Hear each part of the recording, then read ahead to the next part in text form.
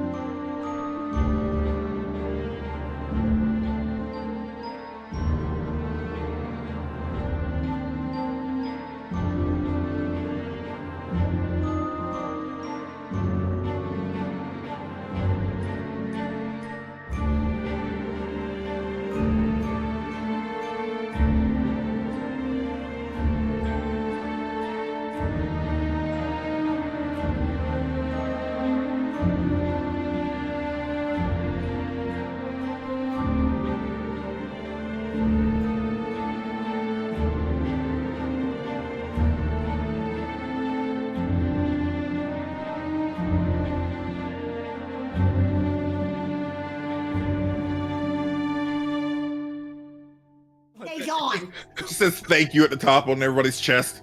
I've lost control, and we just You never switched had back control. over. Hi, everybody. No, it's We were over it's here like discussing what we should subscribe do. for more. We were over here discussing what we should do on the 69th episode, so come back in 2 sessions to figure out what we decide on. We're discussing the important things. All right. When we were last with the wild things, you all departed from the Corrid village along with Gleam, headed into the Howling Mines, which is where you know that the Briganox, the apparently, maybe not enemy is the wrong word, but another clan of Fae that the Corrids have beef with. But you know that in order to get to Arctis Tor, the Winter Castle, the seat of the Unseelie Court, you have to first travel through the Howling Mines, then through Motherhorn, the home or theater of the one known as the Bitter End, to the Corrids at least.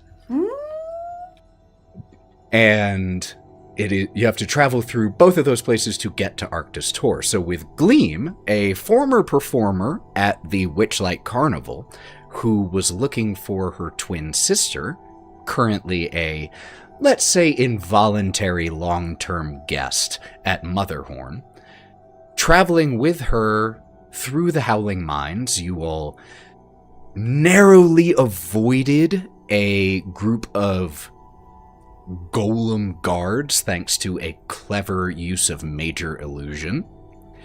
Managed to solve a puzzle in a number of levers in order to get into the next room. Encountered an individual by the name of Georginal, who said that he was a member of the Greyhawk Mummers, a group from a different world entirely from Toril, where you all hail, or most of you, V being the exception, and said that he, along with the rest of the Greyhawk Mummers, somehow found themselves in the Feywild, managed to get word of a rich patron who was looking for performers, and as they went to perform, according to Georginal, the performance didn't go great, and the rest of his crew were transformed into peritons, these, what he called, like, bird stags, or stag birds, was the only way he could really describe them. Birds with antlers. Fortunately for Georginal, according to him, Endolin Moongrave found him to be entertaining enough to keep in her employ. He warned you all that there were rumors of a dragon in this mine, and then sold you all for both coin and pie, sold you all a couple potions that he said would help make the cold not hurt so much, but upon Kieren identifying... He's a lying liar. It turns out he was a lying liar. What is because Stinky Stinkerton? when Kieren investigated and identified the potion, it turned out it was actually a potion that would make the cold hurt more. So with a little bit of a grumpy attitude in your step, you all continued forward, where you encountered a chamber with a heavy fog and several moving spirit-like shadows in the fog, and you all had to defend yourselves to get through. A brutal fight ensued, which involved a few of you getting pretty close to death with your strength being in the single digits. However, you managed to defeat the shadows and the spirit in here, headed out of that chamber, and found yourselves in a chamber, another chamber where there is light spilling through an opening in the stone. Clearly the only path forward that you can see, aside from a large vertical platform that sits in the back of this large chamber. You can see even from here that there is an intricate control panel set into it. And it was with you all fatigued from your battle, that we left you as you entered this room, and that is exactly where we pick up.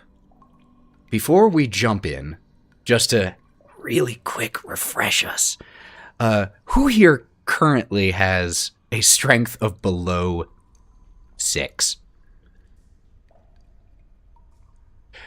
So Kieren and Wraught, you two had to... I have a 2. You two had to damn near drag yourselves up the steps carved into the stone here. And it is an effort. Kieren, your horns feel like they are made of metal. You can feel... Your head is not supposed to make your neck tired. You know, just the act of holding your head in place shouldn't make your neck tired. But right now it does. And... Hold on one second. My camera is lagging a little bit. Let me see if I can fix that. Give me 2 seconds. All right, a little bit better. And Wraught, you, like, your wings, they are just drooped behind you, dragging little indentations in the dust because you simply can't hold them up right now. That said, as you all step in here, what do you do? I would like to scoop up both of my siblings as best I can. Because they're hurting. They need to be carried now. He catches me right before I fall and hit my face on the ground. It's like, ugh. Throw up a little bit.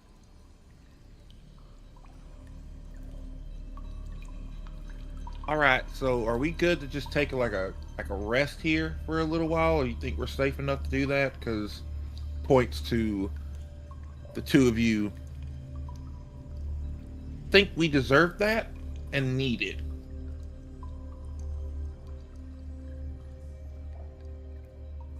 There's no denying that. I can definitely watch from this direction and make an excellent door.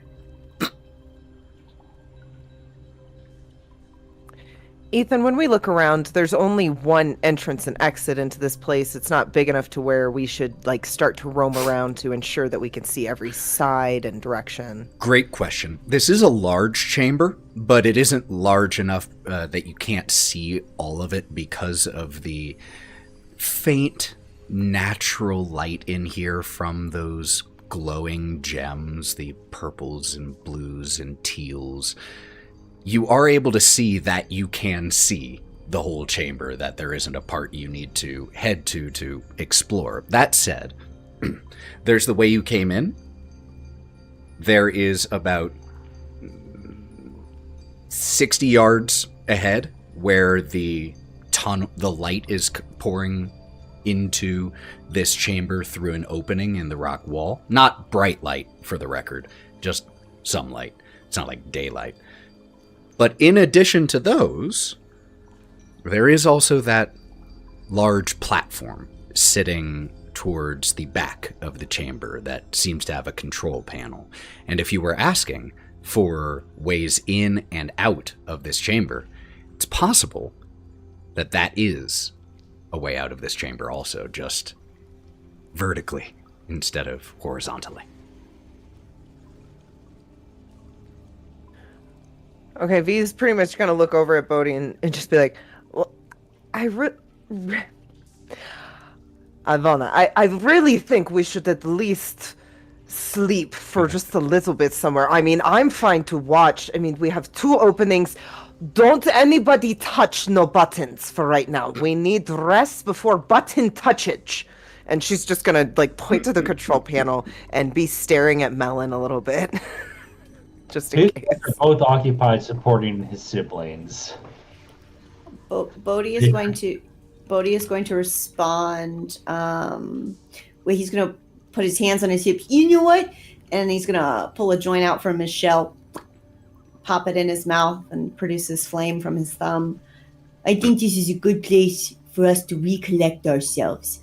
Look at these guys. They're not feeling the best. I think it's. Let's see if we can get something warm in their tum.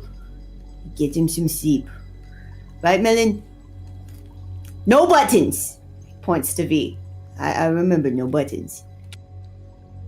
Otto, do you have pen? Who has pie pen? Can pie pen make strength? What can pie pen do? Melon has the pie pan. It just makes a pie every so often to feed you, and the Feywild works in weird ways, and that's what we've learned. I mean, if I had the pie pan, we wouldn't have pie anymore. Wait, who has it then? They just had it. Where'd it go?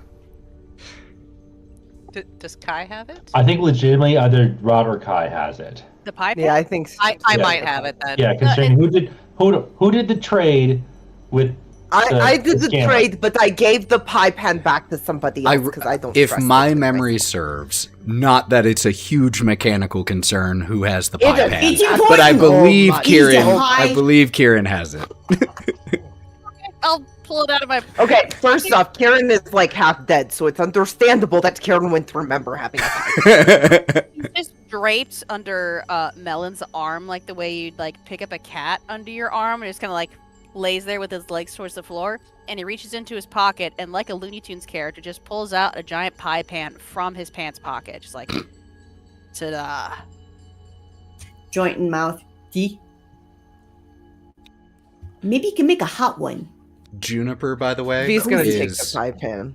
just walking around the perimeter of this cavern, having gotten the general idea based off of like Melon helping Wraught and Kieren kind of slump down. I think that Juniper got the general impression that we're pausing for a second, and so she started sniffing around here, just around the cavern, to see if there's anything that she missed, or that you all missed, with Gideon just trotting along behind. Seems to have taken a bit of a liking to Juniper in the course of this travel, and the two of them are just walking around with the awakened bush Gideon blathering about discovering cursing and lying and family, and his body is changing, and is just going off and explaining his entire brief life history to this owlbear that can neither respond nor understand what he is saying. A shrub in his owlbear. That's It's a classic that's all it story. is, man. It's a classic tale. Maybe one day we can get him to understand each other. At least it's not an owlbear's shrub. That's the art that I need. Instead of Calvin and Hobbes, it's Juniper the owlbear and Gideon the Juniper. bush. I'm on it. I'm on it. Yes. V's gonna take the pie tin and just her hardest. She doesn't know what she's wishing for. She's like, "Give me a pie with strength." She's just hoping a pie that's, you know, mostly protein based is gonna come so that she can feed these two something. Absolutely. Yeah. If, as you're thinking about a pie that might help give them a boost, it is indeed a meat pie that appears. What do you think? What kind of meat would it be if it were tapping into V's desires? Oh, I feel bad for them then. It would probably be more of like a bug meat, something that was from the Shadow Realm that lived there. Probably one of her favorite was bogs, you know, from the Dark Swamp and stuff. So it wouldn't be the most tastiest of meat, but it would be really seasoned well. That's the number one thing that this meat pie is going to be well seasoned, at least. The pie manifests. It is wrapped in a colorful cloth. When you unwrap it, it's flaky pastries, and you can smell the seasoning. And yeah, because each pie is normally 8 servings, this actually creates 8 little pasties instead of a single pie. So there are 8 individual servings of this little handheld meat pie that pile up, steaming, fresh. Is that what they're called? Pasties? Yeah. I just call them hand pies. Like that's the Well, only one. that's not inaccurate. That works too. There's a word for it. Just I learned don't new call things them today. pasties. Yeah, just don't call them pasties. Those are different. And what about happy pasties? Don't eat those. Oh my gosh, look you guys, it's my homemade pasties.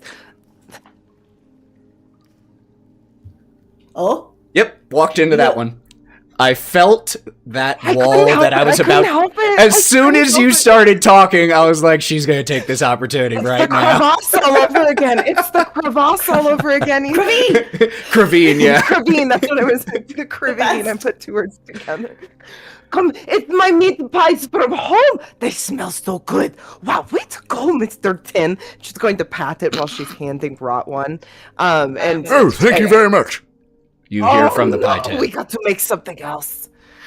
What did you say? I'm sorry. You said I don't know what good job, pie tin, and you patted it, and you just hear from the pie tin. Oh, thank you very much. Holy shit! Don't What? ask She's questions, gonna don't ask accidentally drop the pie tin. oh my God! I got you there, fella. And Bodhi, joint in his mouth, just leans over, and there we go. We got it now. And he catches a whiff of V's pie that she's manifested. It smells savory, but it doesn't smell like a savory that I know. Sweet adventure. It is actually not bad, and I did manifest one that was just mushroom based for Wraught, because I know I'm vegetarian. I'm not actually a vegetarian. I just don't like food. Oh, Wraught, you are so hard to please. Take a luck point for remembering. Thank you. I live to serve. Ish. No, not even a little. V, Likes take money. a luck point for the mushroom pie for remembering that.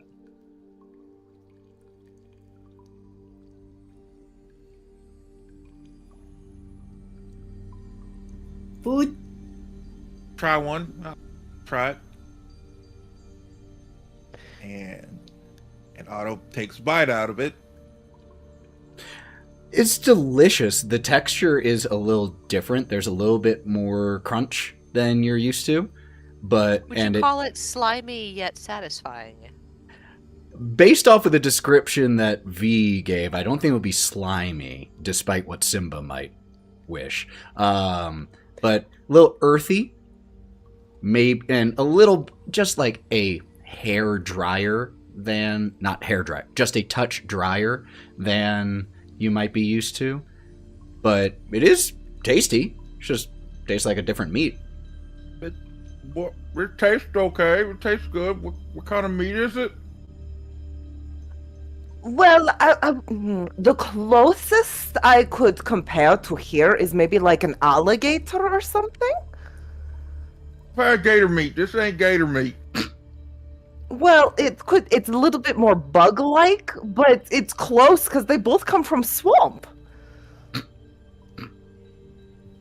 Oh man, our lucky day, Otto. And he Don't use digs snakes in. and like oranges, but I mean they make very different pies. So now I'm really confused about what we're all eating here. No, it tastes like grasshoppers. That's what this V is tastes gonna like. scoop up the rest of the pies, put them in a pouch, and throw the tin over at somebody else and go, "Then you make the pies. I'm sorry for caring." And she's gonna go and sit down. Oh. Bad thing is just a different thing. I What was like bugs. what was that? You cut out a little bit.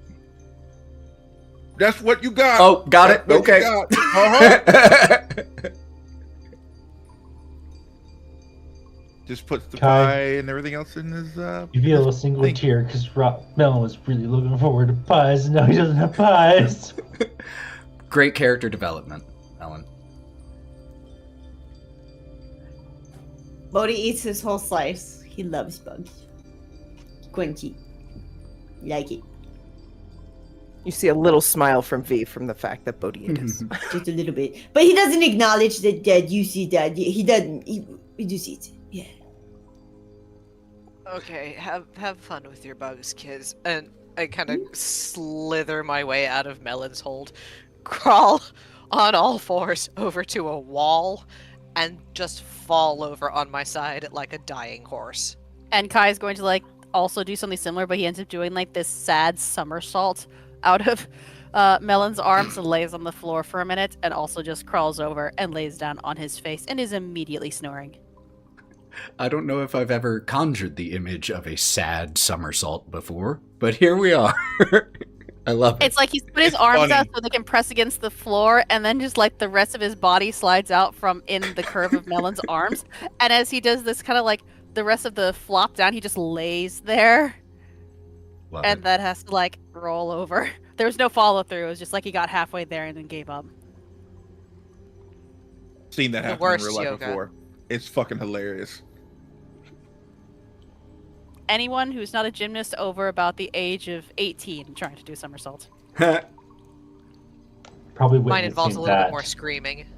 I'll find whatever bedrolls we have, lay them out, literally just pick them up, because you can't stop me, and put them in something more comfortable than the stone floor. all breaking. Yeah, when you pick them up, Melon, you have had to, even since your transformation or in the time since your transformation, since becoming 3 from 1, you have on several occasions lifted each of your siblings.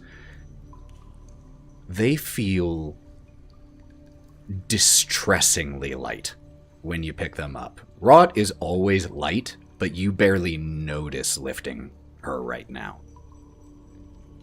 I'm paper mache.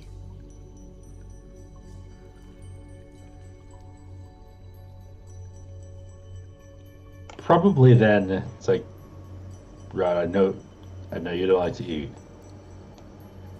You need something though. I'm gonna throw up. No, I know this is something you like. And I'm gonna probably take a knife that's on Wraught and slice my hand and start bleeding for her so she has blood. Yeah? She doesn't like really go after it. You just kind of drip it into her mouth. Yep. And I'm gonna be trying to like have my back turned to everyone else so they're not seeing this. Alright. Kai knows exactly what's happening, and you can hear into the dirt. Gross. You're next. Fuck off. You need it. I'll have pie. Piss off. I'm a goat. I can eat anything.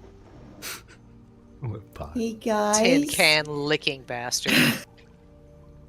you okay? I've been better.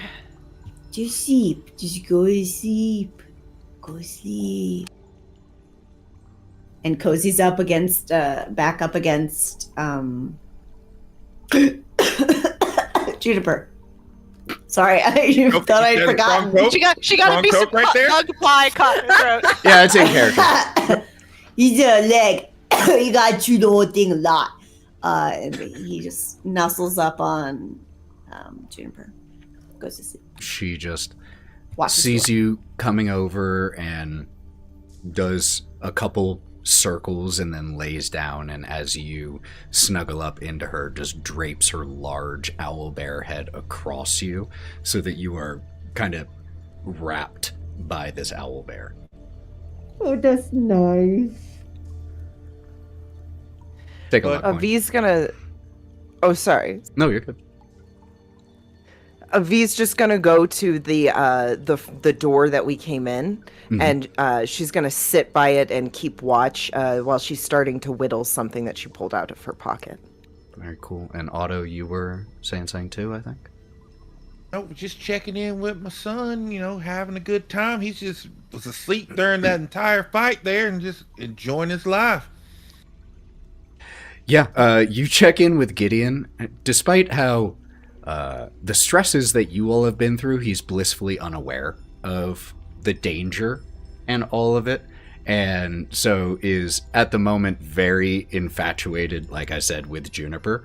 And when you go to seek him out, you see Bodhi has curled up with the owl bear, and you just see as Bodhi's eyes are starting to get a little heavy, and Juniper's are too.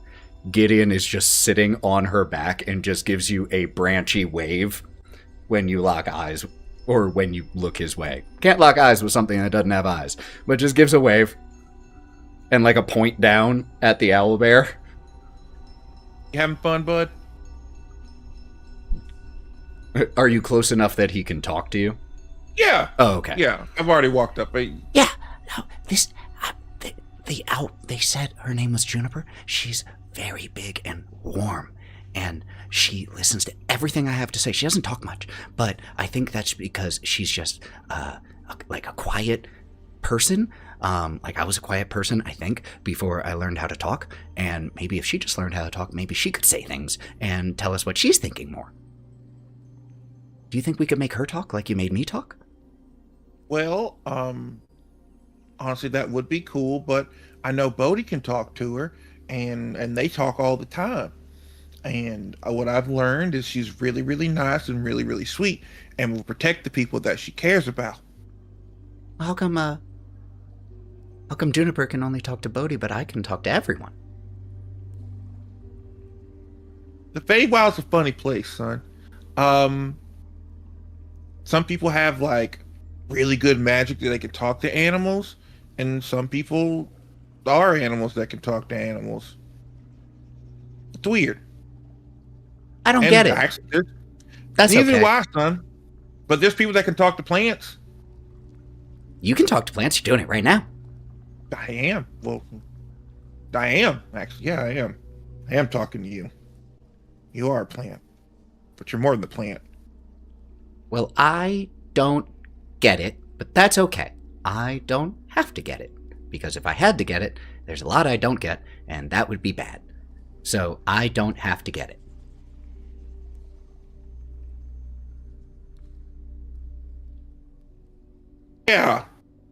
Yeah. I'm gonna go to bed now. Okay? Okay. You wanna... You get your rest. The Juniper's really warm. If you wanna... I think Bodhi's using her as a pillow and a blanket. Well, I'd have to ask Juniper if it's okay for me to lay on her. Gotta ask for permission. Oh. Oops. You're fine. I already asked permission to have you put up there. It's Thank okay. you. You're welcome. But I'll just sit right down here, okay? Okay. And All right. just kind of flops back onto Juniper. He doesn't really sleep, so he just kind of lays there. He's a bush. Also, buddy, if you see anything that doesn't look like us come in here, please let us know. Okay. All right. What about Hey, the... Kai. Oh, yeah.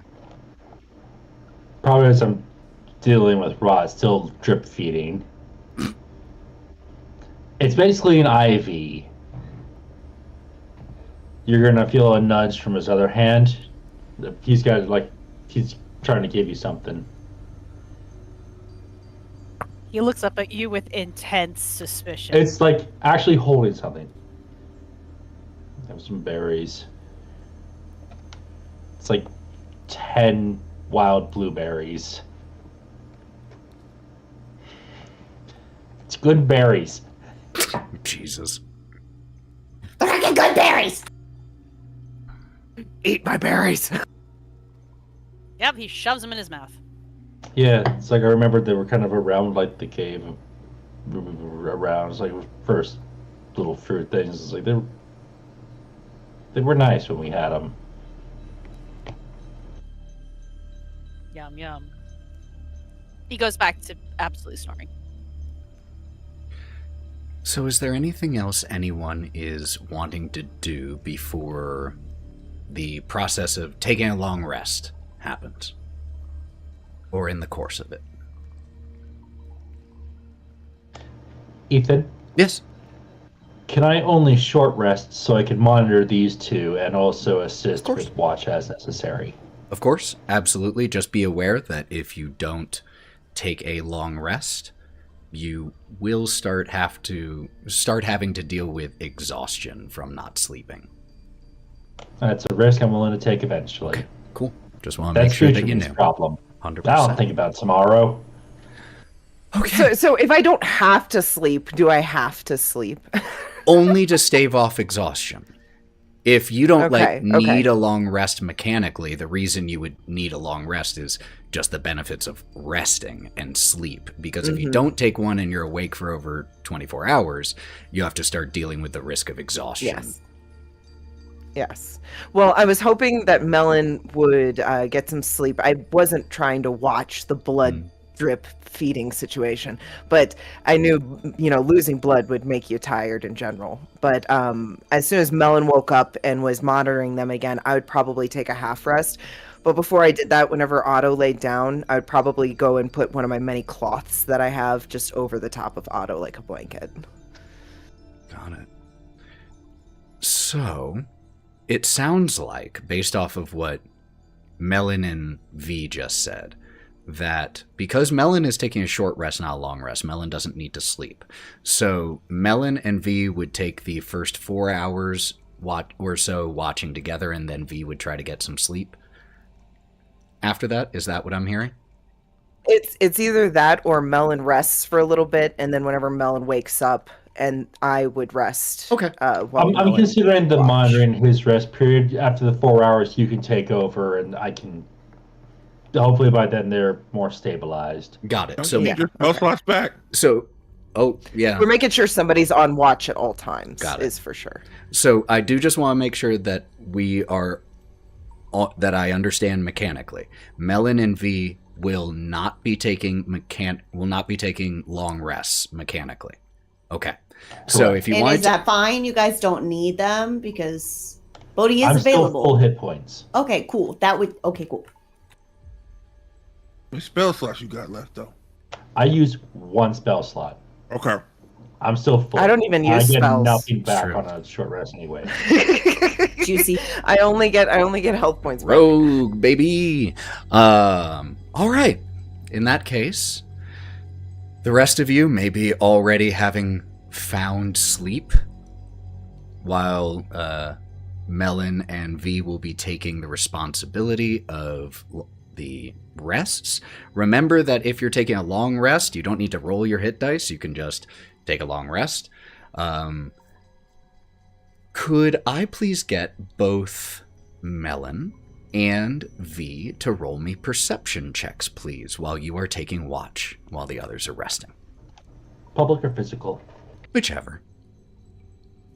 I like the clicky clack of the dice that Joe makes. Hey, check them out on our shop. They're great.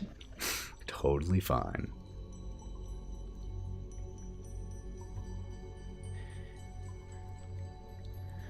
I got a 12, but Cool. I'm gonna put. Hey, don't worry about Okay, it. should I put luck points towards it? I feel like I should put 16 luck plus 6, points. 24.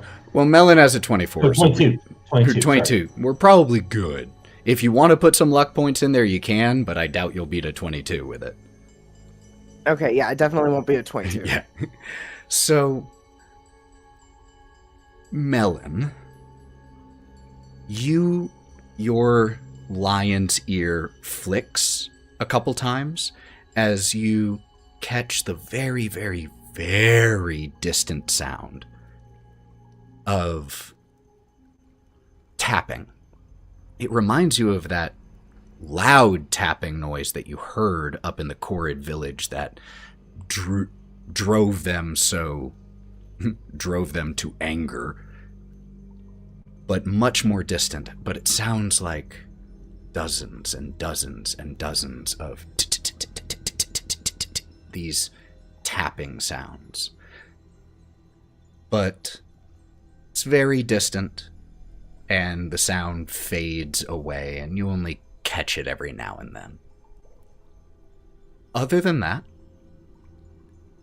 your long rest goes uninterrupted. Everyone who is taking a long rest can do so. Do our strength scores Yes. reset? Those of you who had your strength drained by the shadows are back to normal strength scores. I can't Is that- remember the last time I had a long rest without anything happening in an Ethan game. I will admit. Enjoy. It's been a long time. You Ethan, I picked do a have good question location to regarding rest. that. What? The strength's only reset on a long rest, correct? No, any rest, short or long. Oh, cool. Excellent. Mine will reset then. Mm-hmm.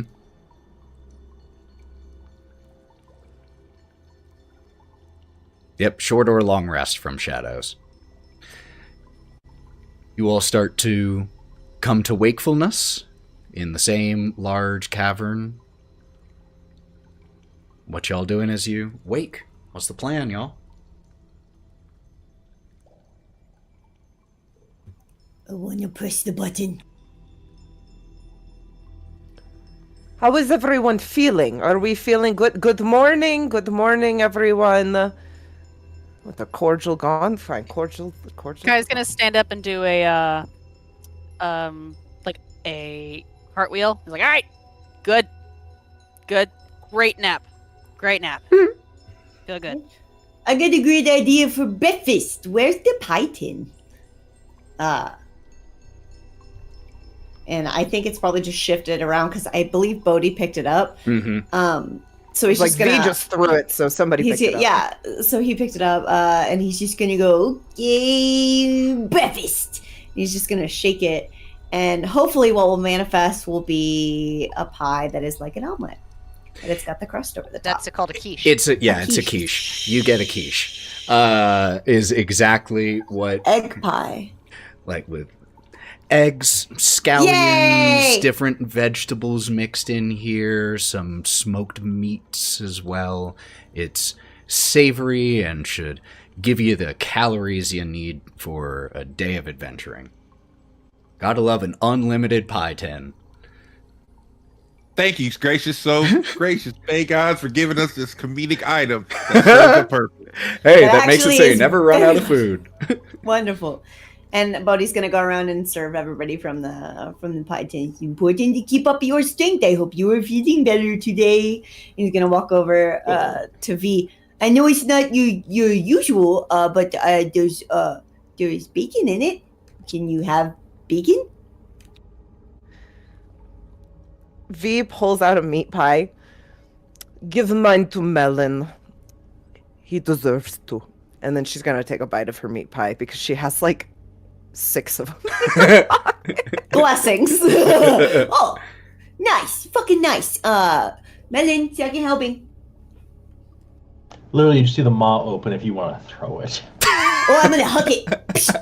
Bodhi's just gonna throwing huck it like a the bin frisbee. across the room.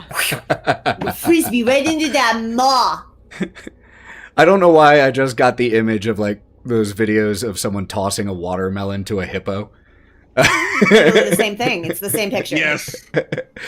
Ah. Never owned it. And gone just as fast.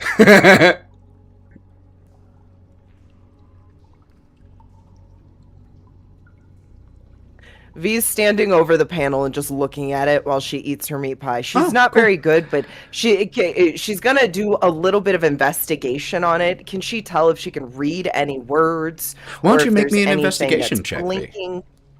Okay, but she's not gonna touch anything. I just want to Totally. make that Hear known. you. Can I 100%. help out with that? Absolutely. Why don't you also make an investigation check?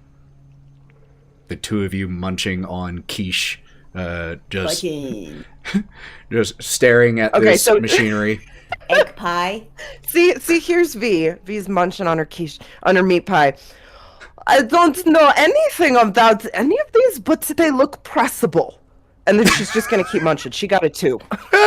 You're right. Guess we got a 24.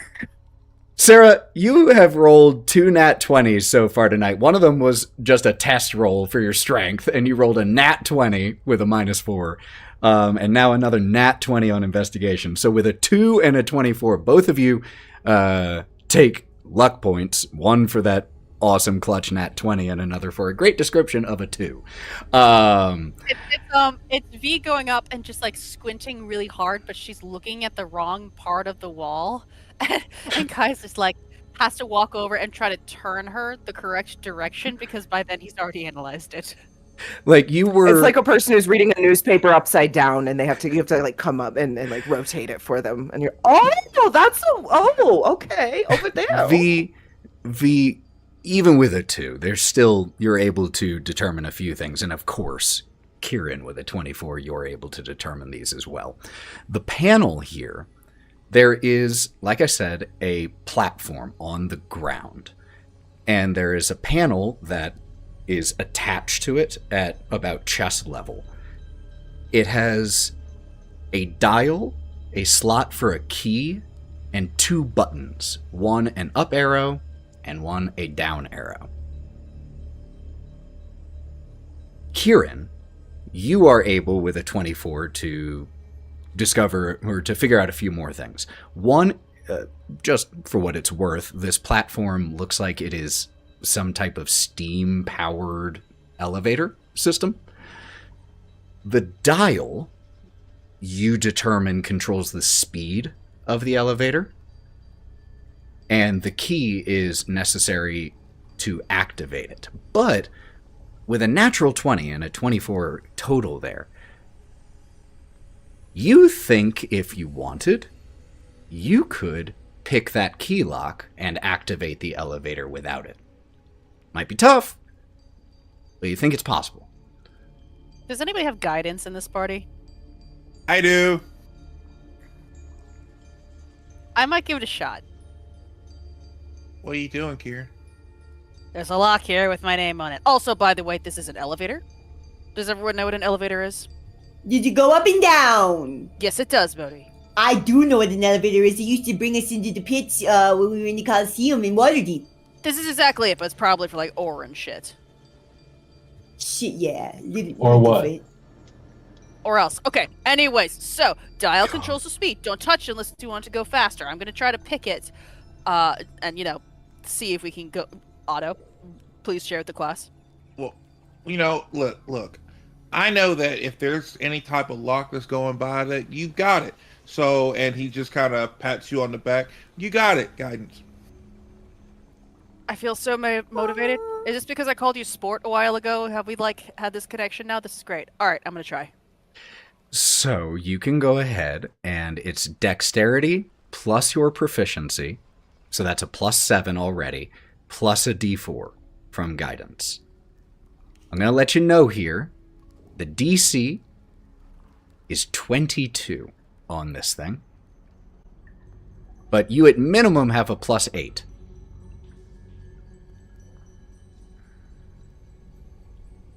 I'm just rolling here because I have multiple dice. That's cool.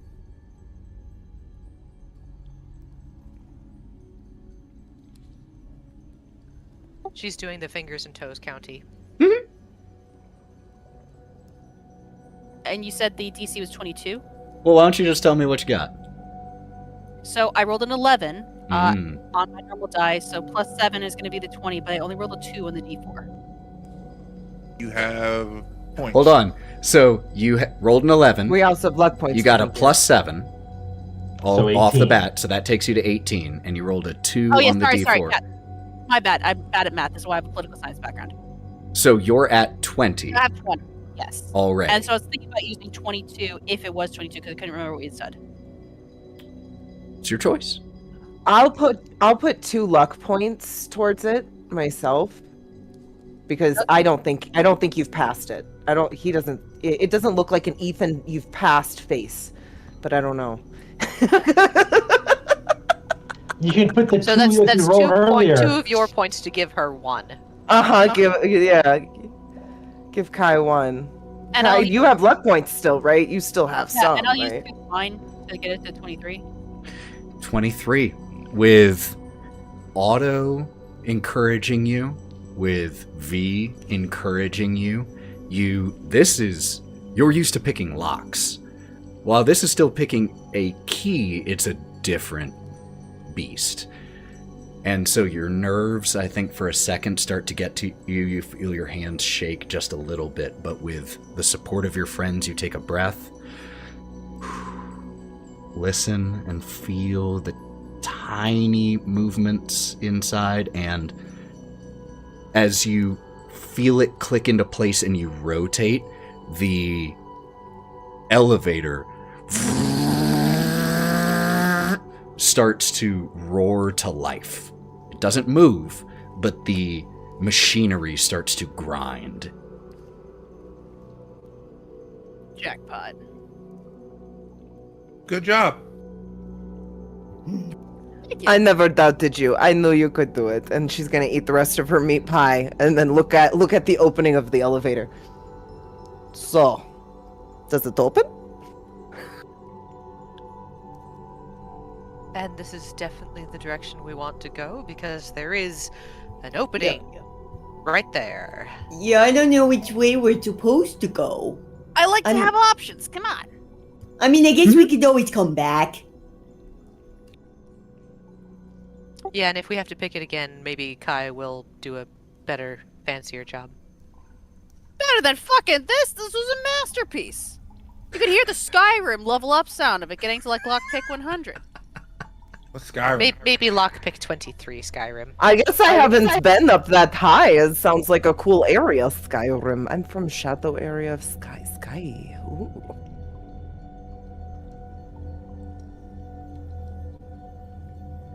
We can know at that's least going take on a the out of peek. context.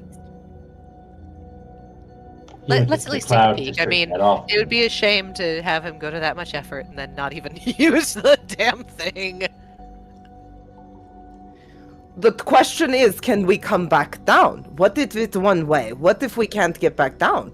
We could go through door and come back through door. That's easier than going up and down.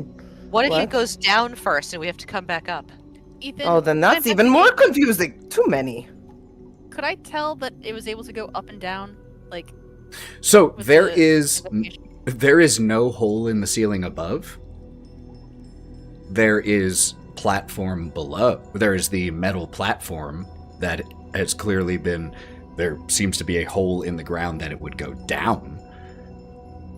So the But- fact that it's here seems to indicate it can come here. It doesn't look like it goes up. It looks like it goes down from here. Yeah, I assume we'll be able to come back up. It has an up That's button. kind of how elevators are. Ah, there we go. See, look. I trust nothing, but I follow leads. She's just gonna look around very suspiciously, and remember, there's a dragon, so she's kind of trying to figure out where a dragon would live in this situation. Sometimes Probably dragons deep in the have cave. cool stuff. I would know. And I am currently very poor and would like to not be very poor. So if there is a dragon, let's go that way. I didn't give your money to some guy and get a potion that wasn't, for cold and I stuff. didn't pay him shit. And he was not a nice dude. Like, come on, really? You're gonna accost someone with wares and they're not even good ones? Shithead. I mean, we can always double back and kill him.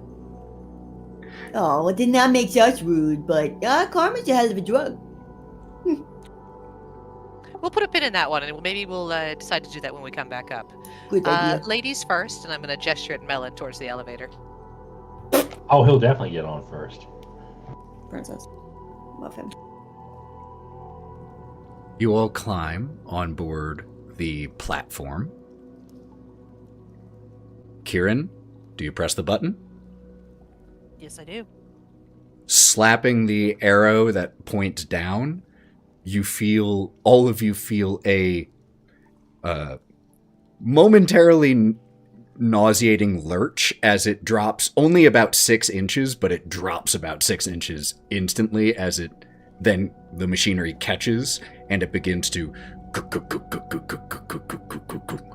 grind as you all begin to descend. You pass through a vertical tunnel of stone. It is dark. And when it opens up once again, you see that it is dropping down into a very similar looking cavern as the one you exited. It is part of the same cave system. But as the elevator, the steam releasing as it hits this bottom level. Let's go ahead and take our break. And we will pick up here on this new Down. level, because we've been going for about an hour, and I think people might need to refresh. So we will be back in 5 to 10 minutes, everyone. Don't go anywhere. Grab yourself some water, because we're going to be picking up right here on this lower level in just a few. Be right back.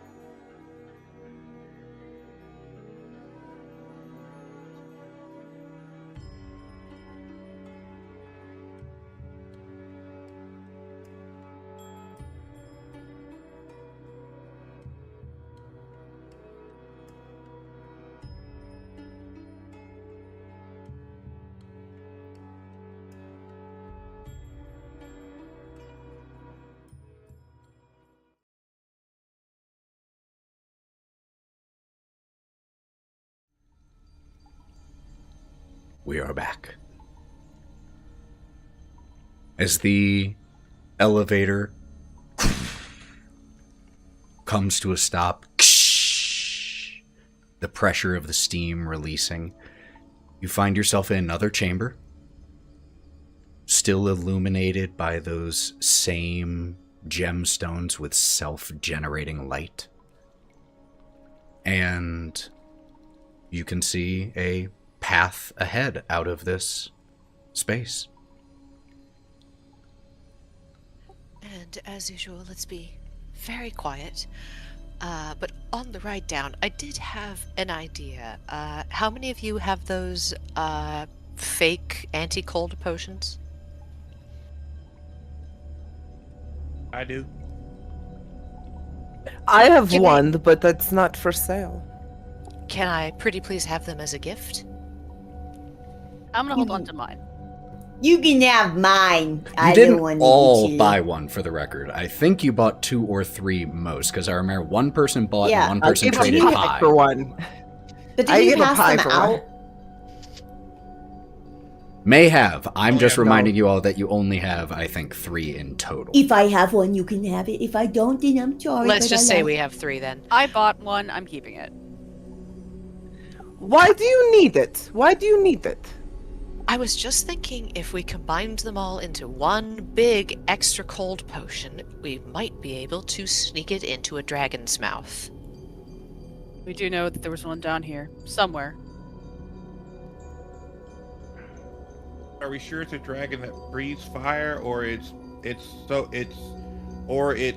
shoots out ice so hot, or whatever it freezes? What does it and matter? burns? Because as long as you drink it, you just take extra cold damage. Well, if it's a dragon that spits out ice, then it's already got. Then it's going to immunity. be hurting itself?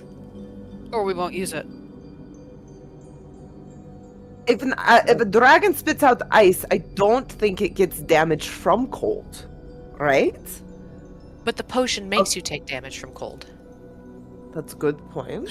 For I'm what it's worth, confused. just from a mechanical perspective, it gives you vulnerability to cold, which, if something has Would that immunity, vulnerability override immunity? I would rule that it would temporarily override immunity. Give me your potions.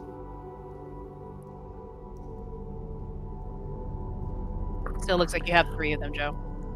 I'll combine them all into like a wineskin. Yeah. For one big extra potion. Okay.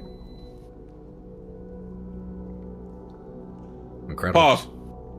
Pause. Craig left. I think we just lost. Ooh. Recording software is gone. Craig. Oh, why did that? Did it just happen? I can. It looks. Yeah. Yeah, it sounded like it just happened. I see weird. his maroon self in the side, but That's- not. Yeah, the blue one's missing. Let's get our recording bot back in here. Take a smoke break. Well, that's Uno why. momento. Oh, there's an issue with the application. That's why I also have the backup one. So as long as the backup one is still in here, we are good. All right, so we should still be. It would be a Yeah. shame to miss There we the second half of this recording because we're gonna fuck it up so bad. Thank you, luck point to Mav for pointing out when something went wrong with the stream. It's very important, y'all. I'm doing a lot, and I can't manage all that. I love my players who help me out. But we got our recording bot back in here. Took some more so water. We're good. We're good. So, So shall we move forward stealthily? V's been looking at the elevator, and as they walk away from it, she's just like, "That's a pretty good construction. That's got to be good to get, because we weigh a lot. That's a good construction." And she's just nodding to it as they walk away, noting how much they all weigh together. What an elevator! gotta love freight elevators. So were you all moving stealthily, or were you just moving normally? Anyone who's moving stealthily, roll me stealth checks, please. –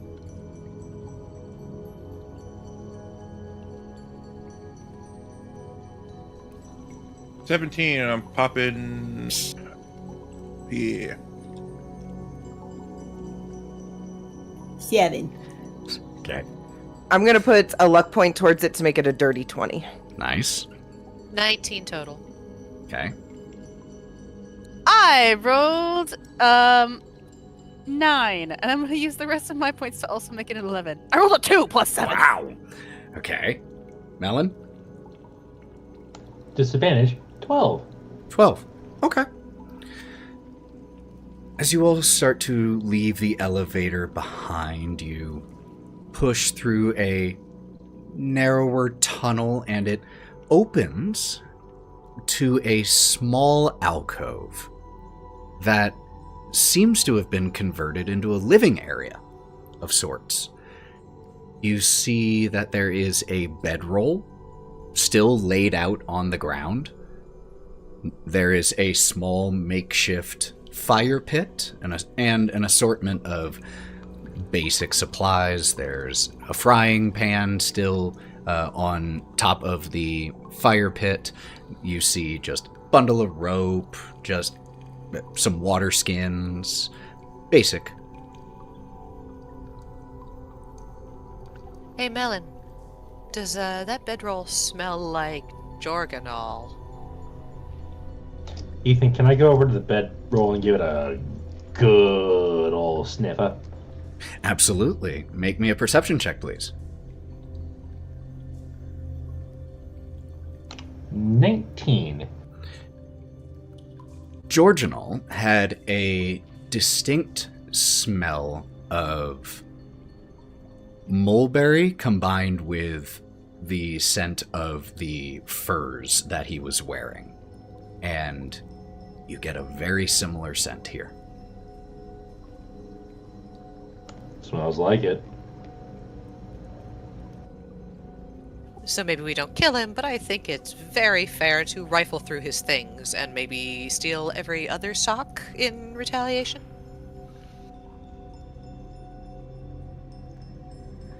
So cool. Oh. No. Take the socks and just stretch them.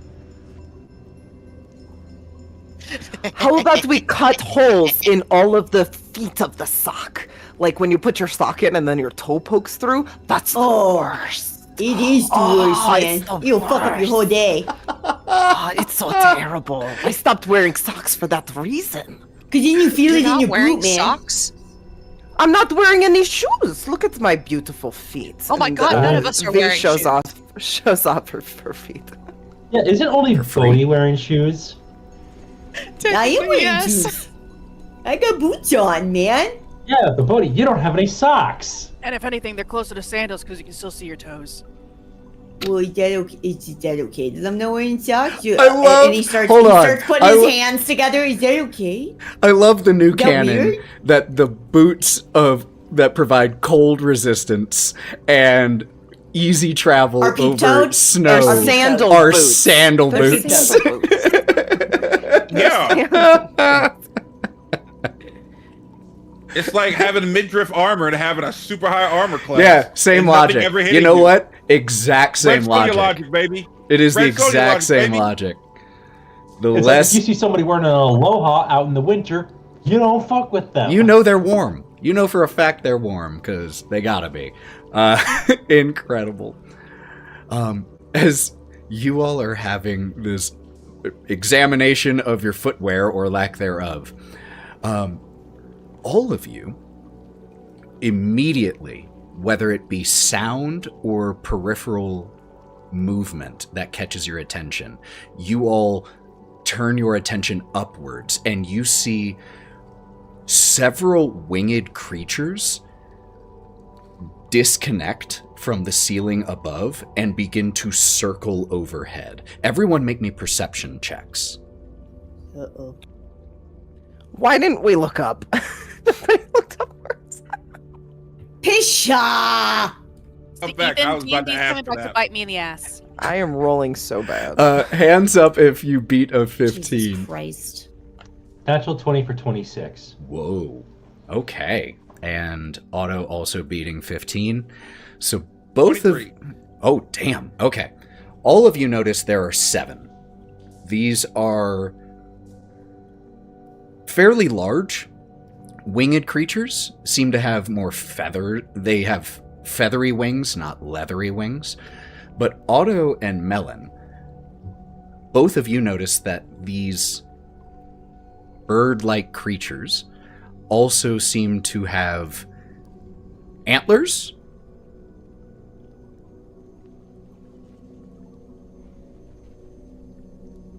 Winner, winner, chicken dinner. No. Does anyone like recognize these creatures though? I think these are the things that they talked about that they got turned into from the hag. Oh, Paratons. Paratons, yeah, that. You think that's the rest of Those the are mummer group? people. They're people. Yep. up there. Wait, Hey, are you Yeah. the Mumford folks? yeah. You No, it's shout. not Mumford and Son. It's the mummers group. Mummers, Mumfords, whatever. You shout up, and fairly shortly thereafter, but a far enough amount of time to make you think that it's more correlation than causation, the paratons start to descend 1, 2, 2 until all 7 have perched here around this alcove in a bit of a semicircle. Some of them down lower where the campsite is, some up higher on different small jutting sections of gemstone. They look kind of similar to vultures in their size, but very large vultures with heavy wings that are tipped with a gray approaching white. They have blue skin on their bird-like heads, but they have antlers that are almost large enough that you wonder how their avian neck supports it. But Georginal was not wrong. They do, and you also notice that their rear legs, their front legs are the hands that extend off of the large wings are clawed, but their feet have hooves. The description of stag birds by Georginal, fairly fitting. But they perch all around this little alcove and just watch you all. A few of them turning their heads quizzically. Melon? Okay, Wraught, nudge, nudge. We're not supposed to eat these ones, right? As I'm nudging, I'm casting Speak with Animals on Wraught. What? No, they're people. Specken Sie kommen? You see as all of them cock their heads in response to this, and one of them, "We speak common, but do you understand us?" Did you cast magic on me? And I'm gonna elbow Melon back. What?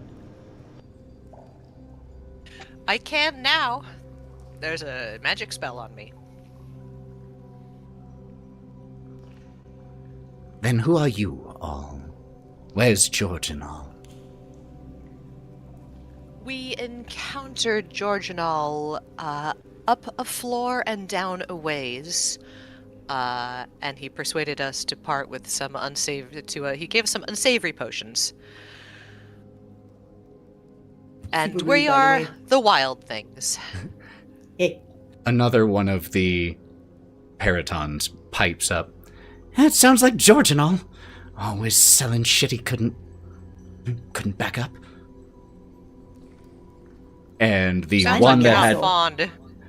the one that had been speaking snaps her vulture-like head that direction, and the second one looks a little abashed. It kind of pulls into its feathers. Oh, you must be Morsha? Yes.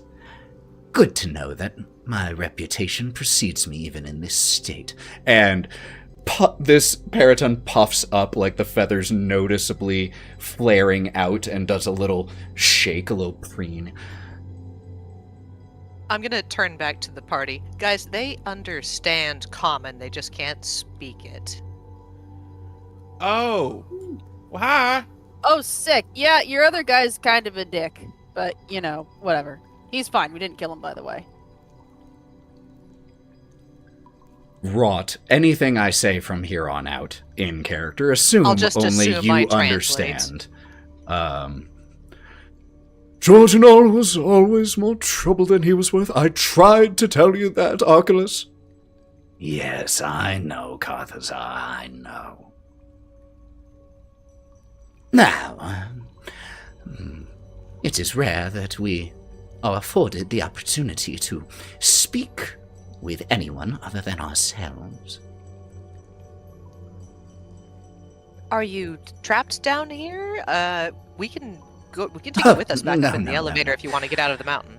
Well, not trapped down here, simply trapped in this state. And since we are allotted our freedom of movement, being these creatures is rather boring.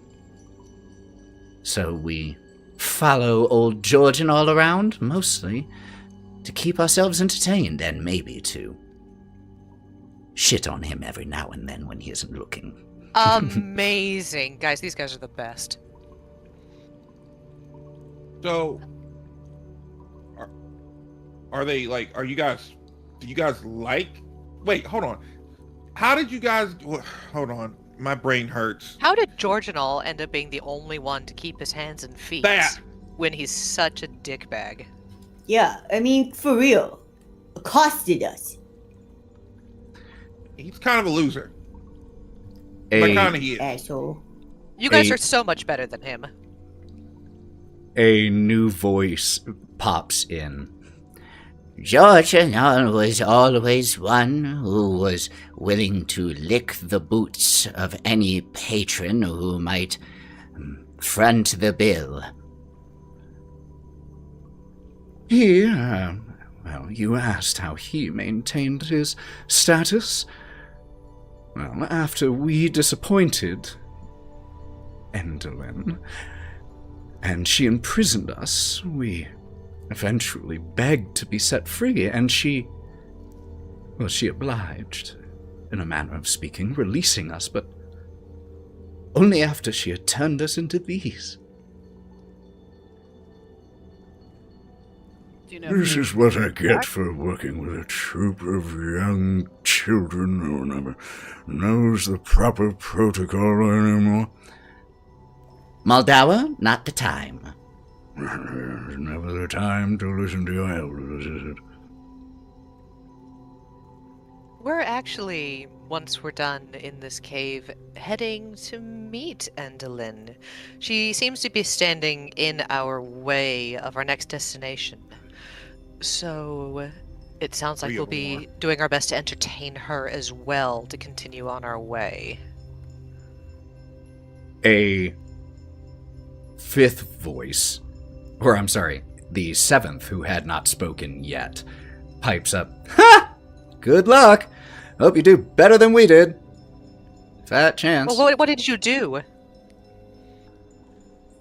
We performed, of course, one of our finest plays. But it would appear that our would-be patron and we had artistic differences when it comes to taste. Why don't So you did a comedy, she likes tragedies? Succinctly said. Q, I write sins, not tragedies. One of the Paratons. Well, if you plan on putting on a show for the old woman, what are you going to do that's so much better, being a troop of apparent amateurs? I can suck my appendages into my body real quick like this. And he sucks his appendages into his body real quick like that. Sorry, we're not amateurs. I grew up in the circus. It's mostly acrobatics. But I mean, who are you to call us amateurs? You're the one that's floating around as a stag bird, so, I mean... And your other troop member literally betrayed you, so... If I you will think admit, I that- heard nobody call us amateurs. I'm just saying, who are you guys talking to? I just hear cawing. If you think that our current state has in any way decreased our stagecraft, you would be quite mistaken, my friends. So it sounds like we're going to have a showdown, to put it succinctly. Would that What? keep you entertained? Well, hang on. Now I'm interested. So, that sounds like an offer. I want to see what you guys do. What did you do that maybe she hated, but like we have to do better then? Because now I'm curious. Well, if we're going to show you what we're going to do, then or if we're going to put on a show for you, then fair is fair. You gonna put on one for us after? Fine, but then we have to figure out a way to make acrobatics look like a tragedy. That's I it, got it. everyone. Hard. The one who you correctly identified as Morsha, who has been doing the speaking, flutters down to the ground, and with one of her with her hand, her clawed avian hand, begins to scrape a small line into the stone, just mostly the stone dust. Here will be the front of our stage, everyone! And attempts to clap, realizes that she can't really. Places, everyone. I'm going to use minor illusion to the soft sound of a crowd getting ready. Take a luck point. And Wraught, you're the only one. Everyone here hears the sounds of these paratons. Wraught, you're the only one who understands as two of them bump into each other. Moldova, you are on the other side. This is stage left. It doesn't matter which side we come in. And goes fluttering and hopping over to the other side. And the paratons, the Greyhawk mummers transformed, begin to perform a silent pantomime. It tells a story even in these bird-like forms. Let me make a couple rolls. Give us a performance check, Ethan. Well, with a 17 and a 19 on the die. It should be public, Ethan. How dare you? 17 and 19 on the mean, die. Like, we're trusting them. I trust him. But even through these avian forms, it communicates a story of forbidden love. It's a very Romeo and Juliet story of two dissident factions and the two star-crossed lovers who end up absconding and being able to find love away from all the turmoil of their political intrigue of upbringing. And after they finish with Archelaus and Morsha in Paraton form embracing one another as much as they're able, all seven come out and stand next to each other and give a synchronized bow. Oh, V starts been crying and starts standing and applauding. The illusion crowd applauds. It's almost like watching an opera that you didn't know the language to. So V was crying a little bit, going, "It's so beautiful. They have it down so well." And Wraught, as you use magic to simulate the roar of the crowd, Morsha, with her stag-like feet, takes 2 steps forward, and you can just see in the way that she stands waddling forward, her neck stretching up tall, as if she's looking to see the crowd beyond you all. And she just kind of paces 2 steps to the left, then 2 steps to the right, closes her eyes for a second, and just stands there, embracing that moment, that sound, even though she knows it isn't real. For a second, it is. For a second, she suspends her disbelief, and she is on stage again. And then it all comes crashing back, and you can see as she almost looks like she's physically punched with the memory of and the realization of where she currently is. And she falls back into line, and the group takes one more bow together. And one of them starts to waddle off on his own, the one who had been identified as Moldauer. Good enough. Kieren? Ethan, as she's doing the bowing and looking off onto the crowd, Kai's going to lean over to Mel and go, "Hey, aren't you able to break some curses? You broke a hag curse on us. Are you able to do anything for them?" Interesting point. Let this finish. I like plays. You know this. Yeah. You put it on the back burner. Put it on the back burner. But like, What's a back burner? don't worry about it. You don't cook, so that's fine. Okay. Are we talking about cooking? What? As they're having this conversation, Gleam nudges you, Otto. And it's in the moment where Morsha is taking it all in, and she just kind of leans down towards you. There's no better feeling.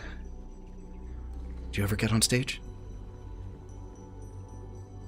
At the carnival? A few times to help out when people were sick. I was an understudy, what they like to call. But most of the time I just did a lot of the manual labor around town, around the carnival and stuff, and odd jobs. I ran a couple of booths in my time being there, but my buddy was more on the on-stage part. That was his calling. It was just nice to be there. Well, even being an entertainer is fun. A couple times on stage, was it exciting or scary? It was both. Like the excitement of being on stage and hearing the reactions from the crowd is heartwarming and endearing, but there's also that fear of being up there and being completely vulnerable when you're on stage, because anything can go wrong and you just have to wing it. Wing it, and points towards the group of bird performers. Well, first time I ever heard that sound, I was addicted. Me and Glimmer both. And as Morsha steps back into line, I know exactly what she's feeling right now. Give anything to feel that again. How long ago were you gone? The posters that were there were faded. Like they had been there for a long time and deteriorated. When we had new acts come in, I remember putting the new posters over it. We only left a couple months ago, though.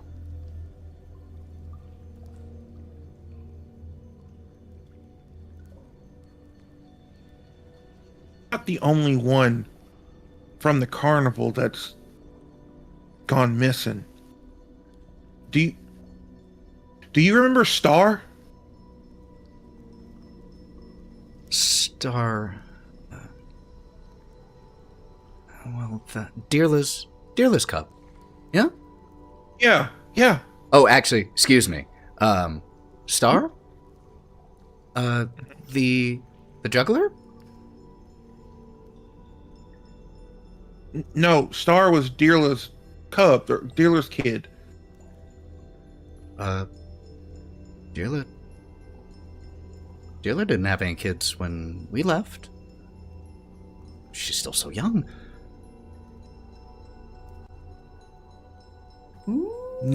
Oh, Dearla's grown. She's a grown woman. She had her kid. Her kid got taken or whatever. We just sent him back a few days ago. Ooh, you got some time fuckery up in here. Then either we're thinking of a different Dirla, or Kieran's right. Something's weird. But, did you all need me to help, choreograph or plan anything? Were you going to put on a show too? As the Paratons have returned to perching and are all looking at you expectantly. I think we do have to a little bit of choreograph practice, but I have an idea, you guys. So do I, but I'd like to hear yours first. So, if it seems like she is more interested now in perhaps tragedies or fights, it could be the 3 courageous heroes fight the Chimera, and it's a choreography, gymnastics thing of like Melon carrying the 2 of us around his shoulders, and then a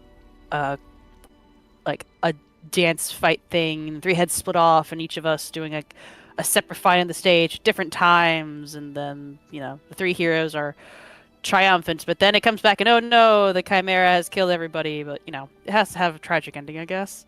God, what I think about the H word. What if they slay the Chimera, but they don't make it out alive and they die in each other's arms as well in defeating the terrible beast?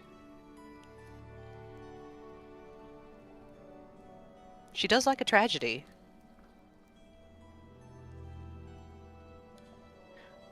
She could like a rom-com too, like insert some rom-com in there and then huge tragedy befallen the man who fall in love with this all woman. right, you can kiss Otto on the mouth before we get started. Well, you are very cute, Otto. I just want to say that, but I'm not trying to attack you. Wraught is just saying stuff. You're very cute. I'm just saying. I like somebody already. I'm sorry. You don't have to apologize to me. I don't. Wraught is bringing this situation. Now it's awkward. What? And awkward. That was very Wraught of Wraught. And looks at V. Very Wraught of Wraught. I mean, I don't mind it. Honestly, I do think a good fight would be a great way to showcase that what we can do, because let's be real, a lot of us in this party are more physical than anything else. Are you looking at me? Who are you looking at? What? I'm looking at everybody, like in turn. I'll fight anybody. That's what I used to do in the pits. So it's great. Just please don't actually hit us. This is meant to be a mock. You don't want me to kill you? Dang, I don't know if I can pull my punches maybe right. Later. So then, for the sake of brevity, it sounds like we're pretty much on board with doing like the stage battle of the 3 heroes versus the Chimera. So, are we saying this is a dress rehearsal for later, Kai? Is this dress rehearsal for later? We're showing all of our cards now to these. This is workshopping. These birds. Hey, what if we These got are like? People who look like birds. We are. I apologize that she's gonna bow. She's gonna bow. Hey, can I can't mention understand something to me? What if they weren't birds? Yeah, give it a shot. Try it. Hey, Wraught, where was the main one? Can you ask them to come here for a sec? Sure. Before we get started, I suppose. Morsha, can my companion take a look at you really quick? Just for a little thing. It might be nothing. Make me a persuasion check if you're not providing any more information than that. He wants to take a look at the hag's spell. Well, very well. Comes hopping forward. And stands profile to you. This is my good side. I will pick up like chicken, both hands, and attempt to do Unhand me! The disrespect! Tell him to put me down this instant. This is let me Melon, go! put her down. That's a person you're holding? While holding her, I'm attempting to do remove curse. Okay. This requires a roll here. So could you please roll me a d20 publicly? Got it. And your spell Natural 1. The Is there anything Melon's we can do to embarrassing. help with that? Before anything, can I realize, wow, I'm shit at this. Can I pump in another level? Can I pump in another spell slot to do it again? It won't let you do it again because in this moment, what this roll was representing, it was not a spell check. It wasn't a saving throw. This is a luck check in this moment, which was to determine if this curse can even be broken by something like remove curse. And with a nat 1, the dice say they can't. Well, I mean, And it would check out considering it's like, hey, you know what? I've done it before. It'll work this time. and it took you how many tries with friggin' Gromp? I think one. we were on. No, because remember you were back there going for. It was like 60. Ethan, I didn't have spell slots. Right. Yeah. No, I know. it only I'm took talking one for all about of what Melon knows, not mechanically. Oh, yeah. I'm talking about Melon's experience. That he tried 60 plus times to no avail, so this probably isn't that surprising. But as you grab her and try to do this, you get hit with a bit of feedback. And you take 2 psychic damage as it feels like you licked a live wire as you made contact with this curse that was beyond you. So I'm guessing that's a no. Your nose is bleeding, Melon. I'm only down, like...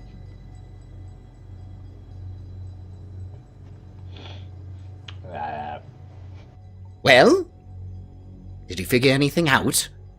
I hope you grabbed my nethers for something.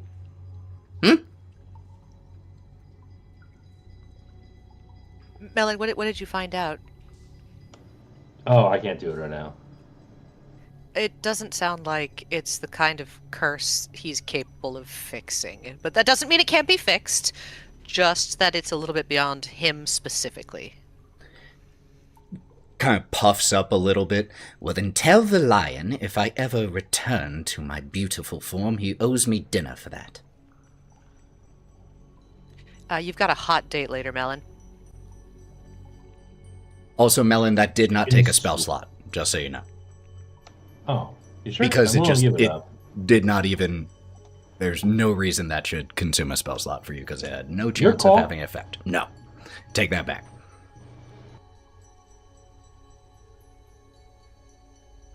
Well, let's workshop for a second and give him a show, because we do actually need something to... If we're actually going to pull this off. We see the wild things get into a bit of a huddle. Gideon excitedly making recommendations that don't make any sense in terms of a narrative of just like, and then an owlbear! Just makes no sense. Trying to get Juniper included. And eventually we see as you all break apart and are ready to put on a quick performance. Could I get everyone, please, to roll me a performance check, a group performance check? Next time, you guys are just gonna have to like require me to do acrobatics because I have a -1 in performance. The only time I roll good. Hey, good. Shout him out. Semi good. It's the best card. 11. 17. 21. 21. 12.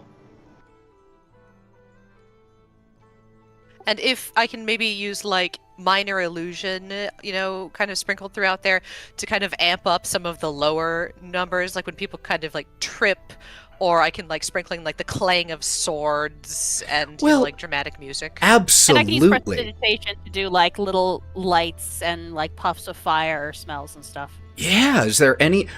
So, if my math was correct, you all got an average of 16 here. So, I would love you all to, with Wraught mentioning how she was helping with the sound effects and things like that, Kieren with little light effects and all that. Anyone else want to add in any details of this performance?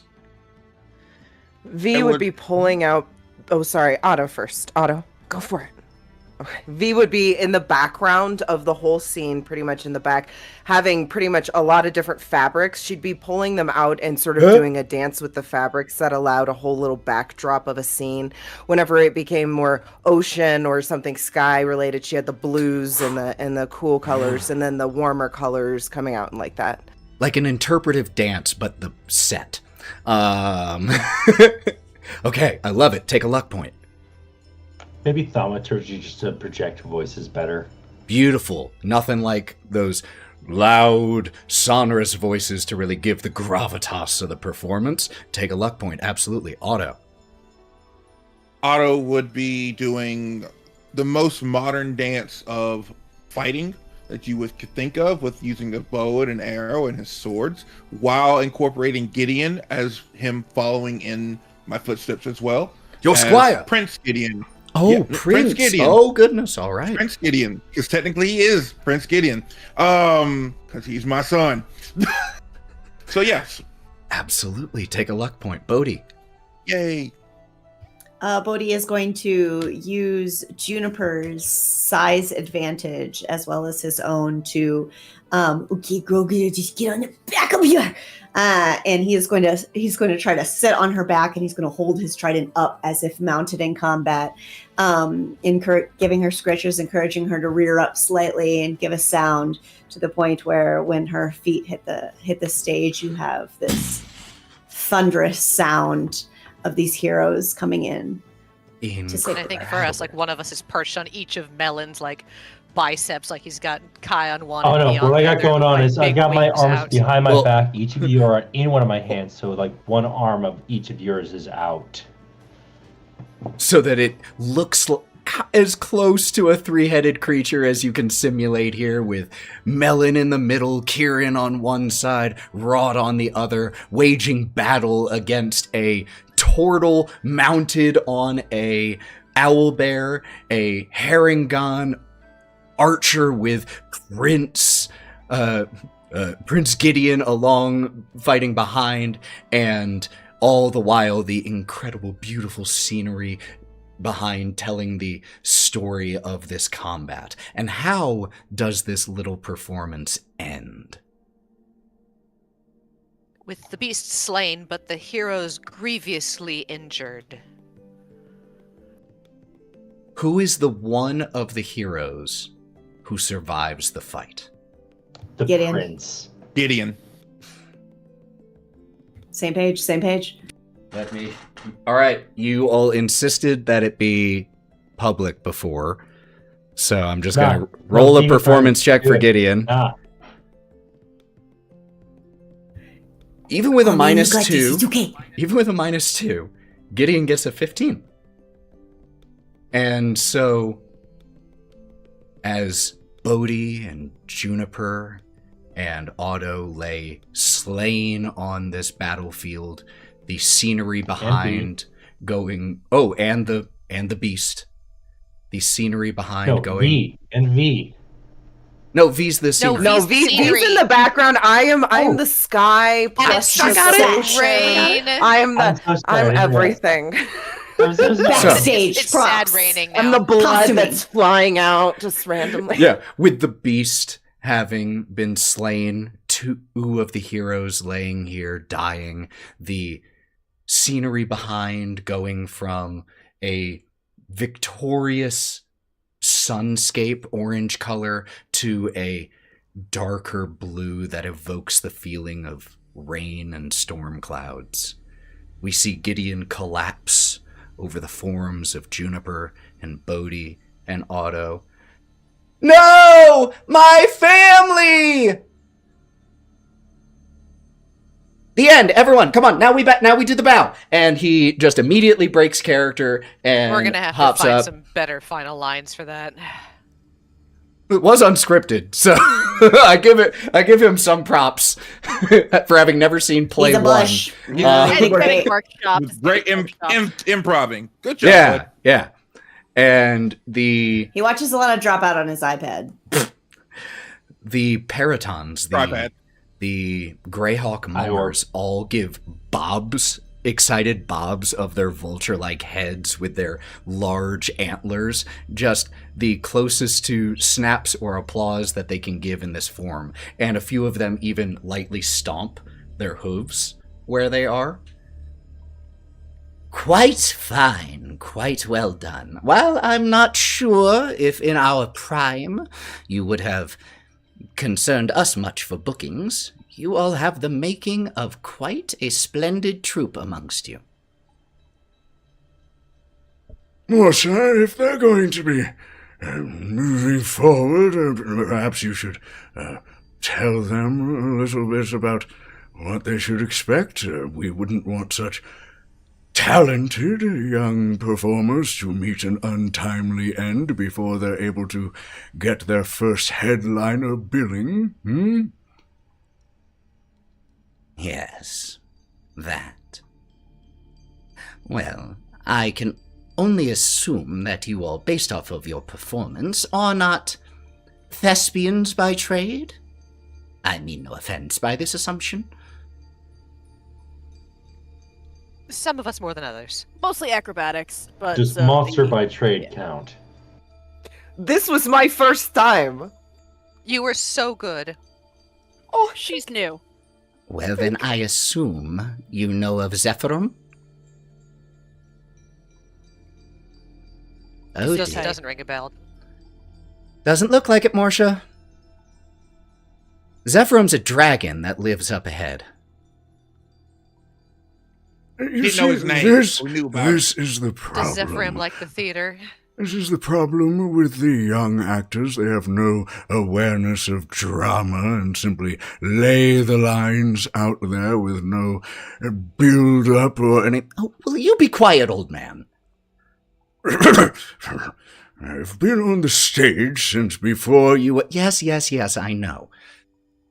Dragon, Zephyrum, big angry bastard. Be careful of when he roars. It'll knock you flat on your ass. Right, and I'm guessing he doesn't have a taste for theater. We have never tried to present to him, never had the desire. You should also know, Zephyrum has, well, according to what we've heard, this has been his lair for some time. Many of these tunnels, as a matter of fact, are his doing. A digging dragon. Better and better. So a gopher. No, a dragon. Oh. Badger mole. Did they say how to defeat it? No, but they did say that its roar is terrible. Oof. It can also walk on Or like the stinky walls. breath? Can it fly? Well, of course it can fly. It's a dragon. I've seen wingless dragon. Not the point. What does it breathe? What color is it? Well, bluish in hue. I have yet to ever personally witness it breathe anything. However, I have heard Georgianol say that it is a storm of a dragon. And I don't Oh, are believe they he to be cozy? one with... Well, cozy might be a bit of a stretch. Georgianol has an agreement with Endelyn Moongrave, and Endelyn Moongrave has an agreement with Zephyrum. Georgianol helps to carry out that agreement on her behalf. Is he feeding? He feeds people to Zephyrum. Remember, he said he was going to walk us down there. You are probably right. Rude. What did they just say, Wraught? What are they talking about? just telling us about the dragon, but apparently the dragon and Georginal have an agreement, as well as one with the hag, Endelin. It sounds like the plan was for him to guide us down here and feed us to it. Do they know where the dragon located? That Can way, we just completely avoid? Should we just avoid? I would normally say yes, but if this is the type of dragon that she could call up on command if we start making some serious trouble, it might be better to nip this in the bud, so to speak. No offense, Gideon.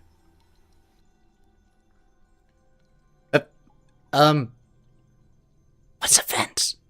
Oh, no fences. No fences. Right. What? Does that mean we could have a dragon again? Hypothetically, yes. But Oh we're my gonna have to God, be real that- smart that- about this one. Oh my god, come on. You know you even want it. You are making this so awkward, Melon. Please stop. Look, if we decide to fight this thing and fight him, remember what happened last time we fought something on its home turf. It had home court advantage. We would be walking into his front room, pretty much, on his turf. But do you remember the last time we fought something in its own lair, that thing that was covered in all of the eyes, and we turned it into paste? That wasn't a dragon. And sounds like a blue dragon. Well, it sounds like Wait, we're you gonna have guys to do said some blue? planning. Yeah, blue one. Are we sure that Paraton birds are not colorblind in any way? Can I check and see if the paratons are colorblind? Even if you're red-green colorblind, you can still see blue. You know, I just want to. I just How want are to you be going like, to- if you're a dog, you can only see How- certain colors. and how do you stuff. I'm gonna get plan like to a check? red piece of fabric and a yellow piece of fabric. I'm gonna go, what color is this one? And this one? And this is green?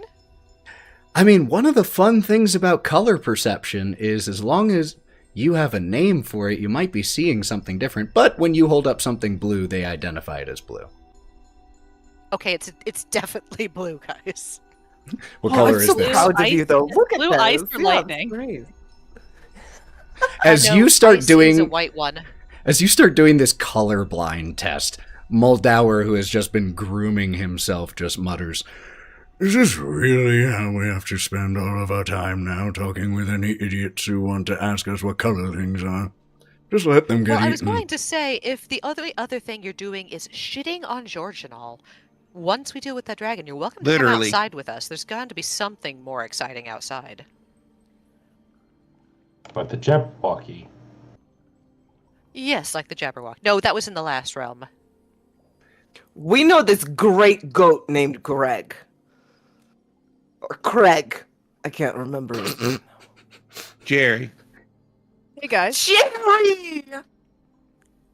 if we're gonna be fighting this dragon, I think we might need a bit of a hand.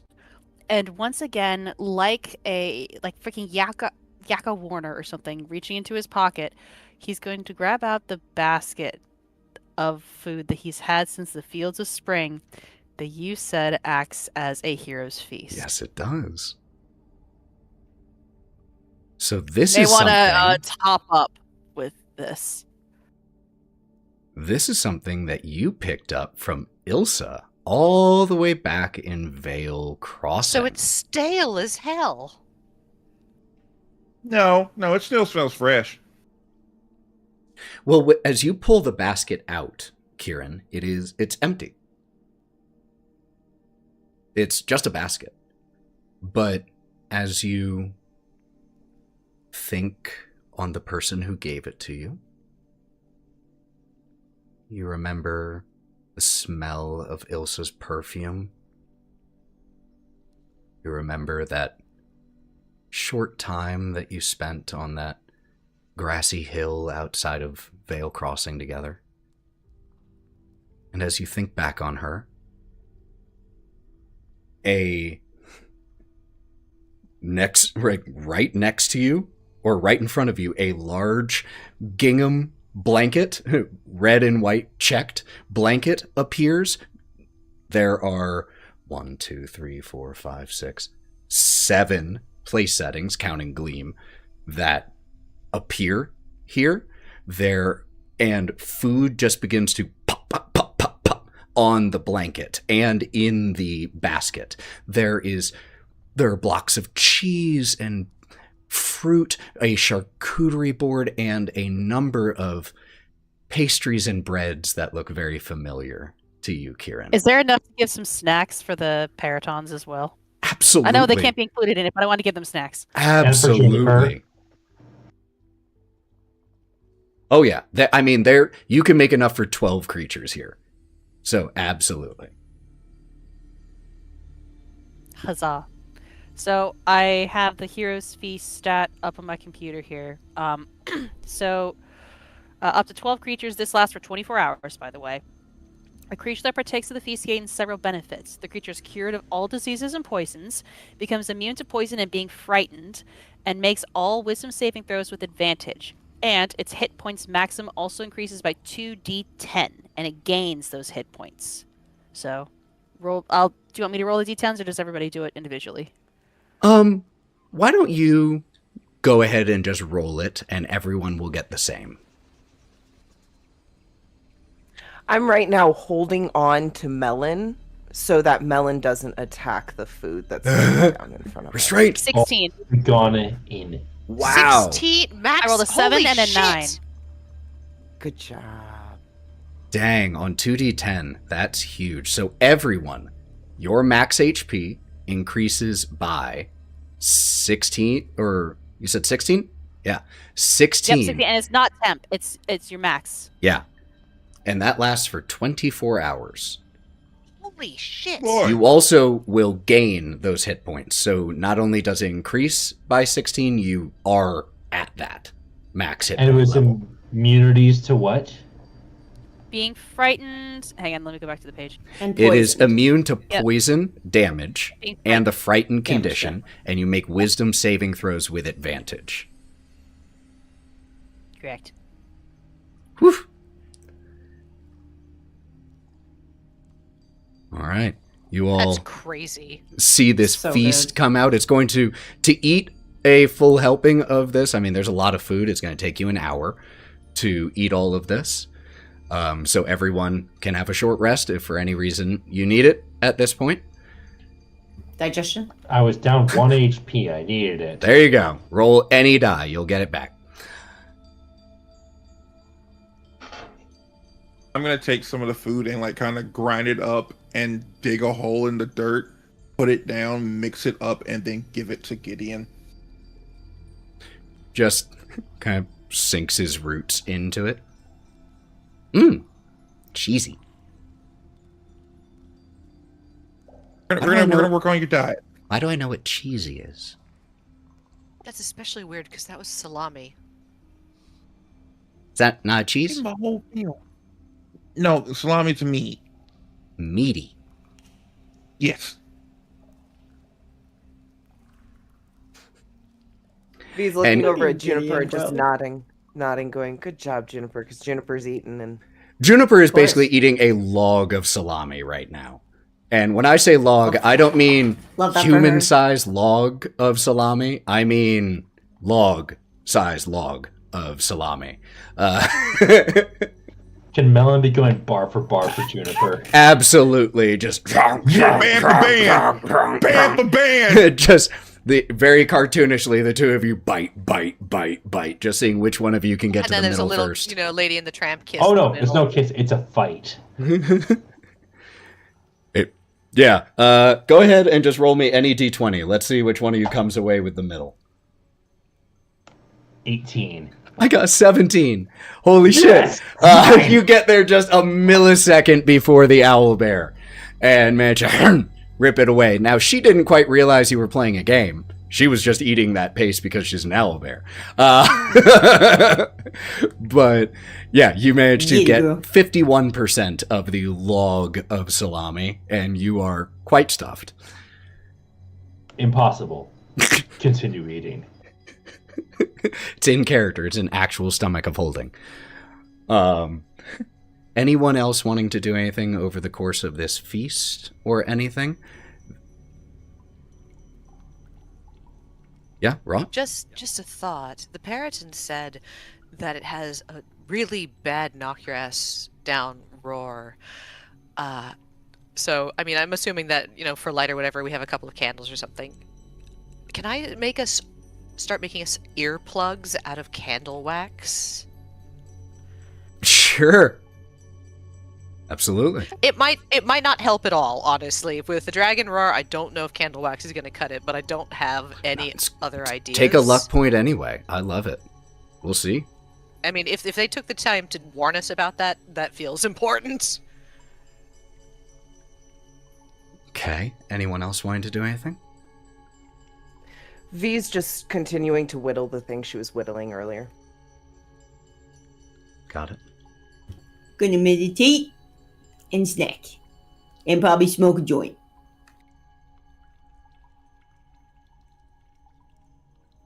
Yeah, Otto. Otto is also, while he's taking care of Gideon and making sure his pack is right and everything, he's going to attempt to reach out again to the lady in the forest that he saw to possibly, ask for guidance and ask for, help with this, just to look out after us or the group and everybody. Okay, are you just praying, or is this a mechanical thing that you're doing? I'm praying. Okay. He doesn't know what pray is. Absolutely. He's just, hey, I'm asking. Absolutely. Make me a religion check, please.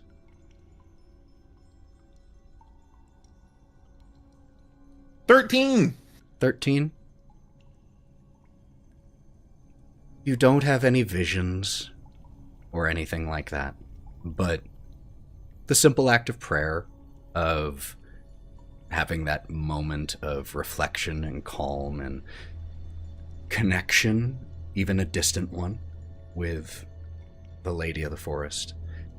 You feel your heart rate fall, you feel the strength from the feast that Kieren provided flowing into you. And you feel an overwhelming conviction that you are on the right path.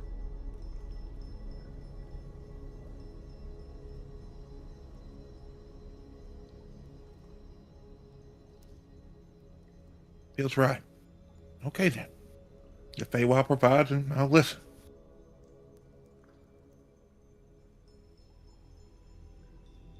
As you all have been eating this, the Paratons part way through, again, they've said flat out that what they are doing, they do out of boredom, and they're bored. And so they go flying up and just begin roosting in the crevices and the overhangs above this little alcove, just not giving you all any more attention at the moment. So after you all eat, take a short rest, would you be doing anything? Would you be pushing forward? Yeah, but I think we should do it extremely quietly. Okay. I'll try. Could I please get a group You can stealth do it, check? Toad. You can do it, Bodhi, and I just pat him on the side for guidance. So there you go. Nice.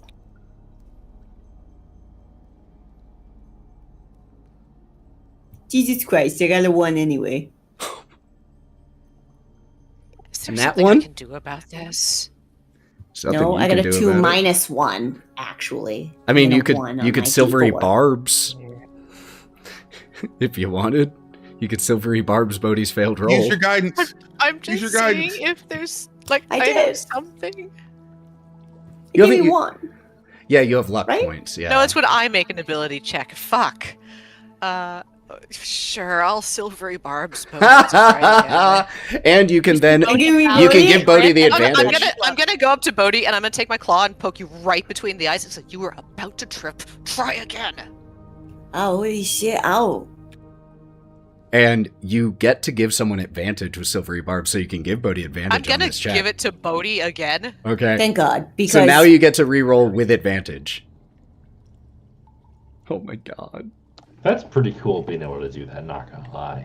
it's rare that it can ever work with your teammates. Let's but go, 18. We needed better than 3 me. rolls. Needed 3 rolls. But we fucking got there. Heck And and one of my heck. fucking spell slots. Sorry, thanks. We appreciate it. Look at me, Wraught. Look at me. Don't you give me those big sad turtle eyes. I don't believe it for 1 second. Thank you. Okay, so Bodhi ended up with a 19. What did everyone else get? 14. 16. 17. I got a 14, but I'm going to put 2 towards it for a 16. Okay. I rolled an 18, but I have disadvantage.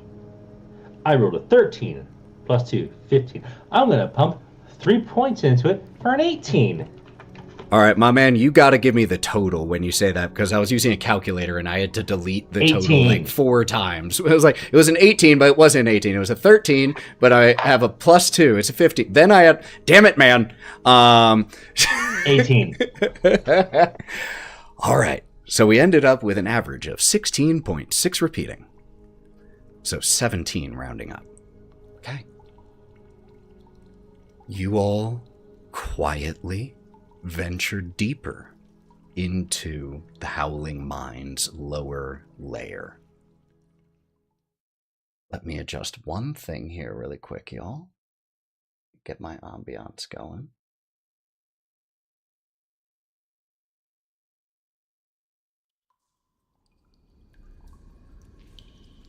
Here we go.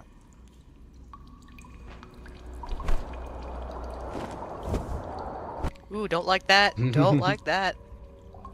As you all push deeper, you enter into a large, very tall cavern. Those same purples and blues and teals from the glowing gems here illuminate this space, which is very helpful to being able to see. But as you all step in here quietly, with everyone's passive perception, you notice that the light from those gems, while it helps in illuminating this space, actually worked against you. Because it's as you step into this space that you notice, clinging high on one of the walls, its scales, a deep iridescent blue that shimmer and sparkle with that same mesmerizing display of color of the self-generating light, similar to the walls of the mine, such that it almost camouflaged in, aside from the fact that its massive claws adjust and send a bit of rock tumbling down. And despite its beauty, as you see this dragon, there is no mistaking the raw, primal force of a deadly predator that radiates from this creature. And as you all walk in here, one of its large eyes opens, dilates, and flicks towards you all. And there is a fierce, incredibly loud roar that causes some of the rock from overhead to start to tumble down. Kung, kung, kung, kung, kung.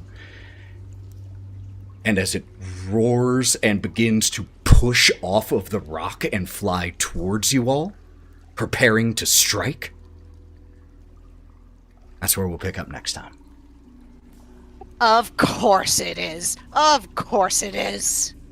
Skinner! We will pick up That's next your line. time. That's your line. Just like they all have that line. I'll let That's you where we'll know pick up next its time. passive perception is 20.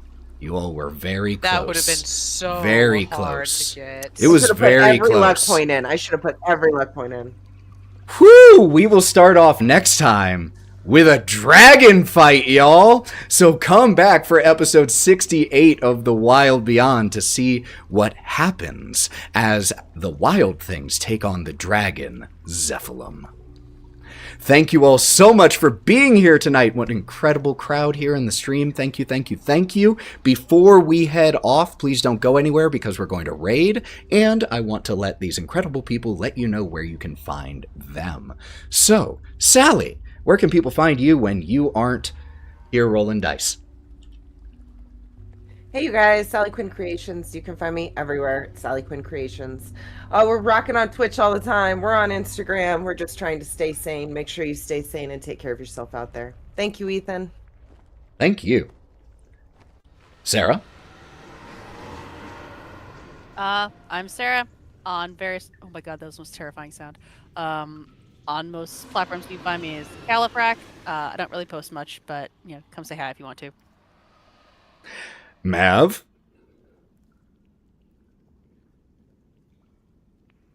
I was coming out of character.